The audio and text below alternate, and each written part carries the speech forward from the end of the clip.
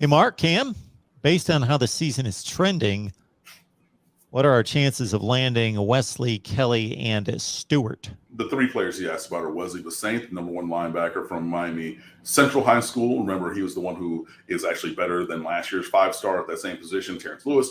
Nigel Kelly, All-American defensive end from Fort Lauderdale. Dillard, who's like undefeated and number 2 in the state in their classification or something like that. And Shamar Stewart, everybody's five-star All-American from Monsignor Pace. The chances are slim and dwindling for all. Shamar Stewart's going to Texas A&M for an official visit this weekend. Miami was in a great spot before, but you start losing and five stars start looking elsewhere. That's just logic. You got Donnell Harris from Booker T. Washington to go out there a couple of years ago. There was another kid who Miami had dropped from their class who signed with Texas A&M. Jimbo Fisher's recruited down here very well. It's easy to sell the come and be the next Myles Garrett with us, and also play with all these other 4-star and 5-star guys from the state of Texas and around the country. For Shamar Stewart, Nigel Kelly, same thing. He's taking his time with the process, but I'm sure that Miami continuing to lose will not bode well there. And Wesley Basaint has taken all 5 of his official visits, and now he's looking at unofficials and kind of revisiting where he wants to be. But for me, I would be shocked and pleasantly surprised if Miami were to sign any of those 3, Wesley Basaint, Nigel Kelly, or Shamar Stewart. You have, again, this is a similar statement to like I made with the Palmetto 5 last year, where 2 is par and anything over that would be great. For that trio of players, you're happy with 1, you're over the moon with 2, and it don't matter which 2, honestly. Continuing with JT Sounds, what are the chances of Chris Graves flipping? Look, man, talked about it already. Looking at taking some visits. He's a young kid for his grade, just turned 17, so there's a little bit of the mentality that you have to question because he's just younger and everything. And he's been balling. I just saw or was reading this last week's recruit update, recruit recap by Carl Bleich on our website. He had 122 yards and a touchdown. Did Chris Graves playing offense as well as playing defense because of Bishop Verreau, which is, again, where Malik Curtis went. You're going to play both ways. This is a kid who's bigger, longer, like lengthwise, and nearly as fast. Now, Malik Curtis is different kind of fast. He's not that fast, but he's very fast. And this was also Chris Graves who had the hashtag just a visit to Gainesville last week, 2 weeks ago that we talked about on last week's show.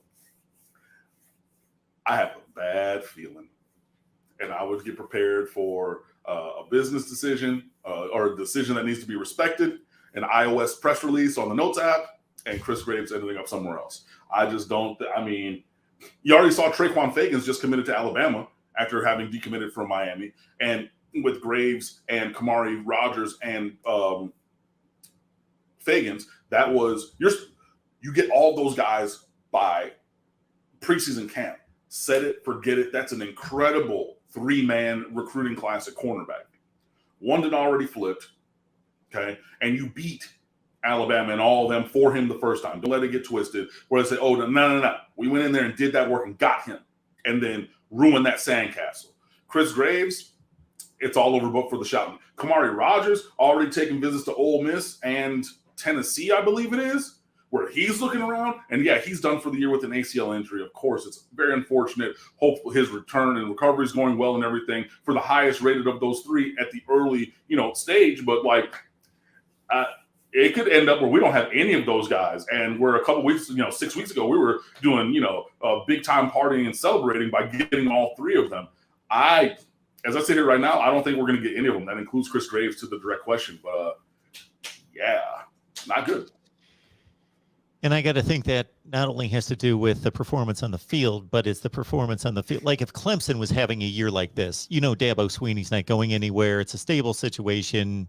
You know what the deal is versus who's going to be my head coach? Is the guy recruiting me at my position even going to be on the staff next year?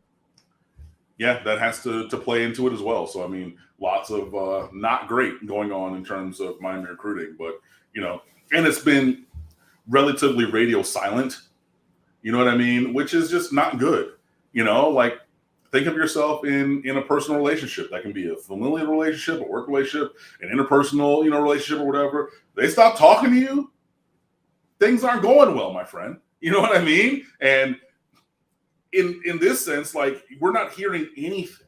When Manny Diaz is talking about Florida State with their fake momentum on the recruiting trail early, and these guys are visiting, and we're hearing this chatter. I went to this event or that event, and this guy's wearing this, and they're tweeting that, and they're saying this, and da da da da.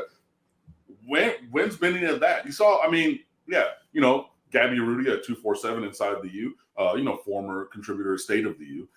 So shout out to Gabby. He was like, yo, I went down to Pace and I went down to Central, and I hung out around those practices where Shamar Stewart plays and where Wesley DeSaints plays. So he's out in the field trying to see what's going on, because they're not bringing the content to us. They're not bringing any statement. They're not saying anything. These recruits, you know what I mean? And it comes to that point where, like, it's so radio silent that now people are having to go and inquire relative to Miami, whereas you were actively at all these games before. You were saying you're going to go to practice on a Sunday. You're going to do all these different things, and there's none of that, and really nothing to be seen or heard from. That, to me, is something that, unfortunately, we all have to deal with. But silence speaks volumes, and there's lots of it right now.